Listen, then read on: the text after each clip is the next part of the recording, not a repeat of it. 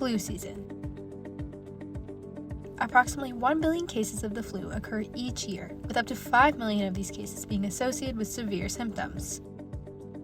To combat this seasonal epidemic, a new vaccine is produced annually, adapting to the ever-evolving influenza virus. First, let's briefly discuss the 4 types of the influenza virus. The A type is primarily responsible for causing the seasonal flu epidemic that we see each year.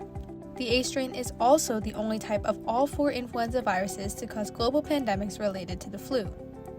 Similarly, the B type can also play a role in causing smaller-scale flu epidemics, although this virus is typically not as severe as the A strain. The C type is not associated with epidemics, but can nonetheless cause minor illnesses in humans. Finally, the D type, which is closely tied to cattle and is more responsible for causing illness in animals. Given the variability of the influenza virus and potential for mutation, making the flu vaccine can be a gamble. However, the World Health Organization is constantly observing flu patterns. While the flu season typically begins in the later fall months, preparation actually starts 6 months in advance and halfway across the globe for the Northern Hemisphere.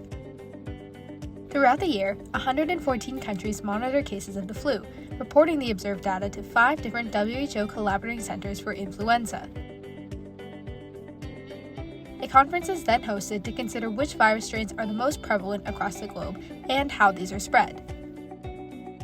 In the Northern Hemisphere, this meeting takes place in February in order to select that year's flu vaccine for the upcoming fall months. Oftentimes, conclusions are made based on the data that was collected in the Southern Hemisphere. Once this data has been analyzed, it's time to begin production. The oldest method to produce the flu vaccine is through the egg-based culture. For this type of vaccine, live viruses are injected into embryonated eggs. From here, the virus is incubated for a few days, allowing it to replicate. Once this is complete, replicated contents are extracted and then purified. Once purified, the active vaccine is killed, and the now inactive virus is made into the flu vaccine. This process is then repeated to allow for mass production of flu vaccines to be delivered across the globe. In the meantime, scientists will continue to monitor influenza trends in preparation to do it all over again next year.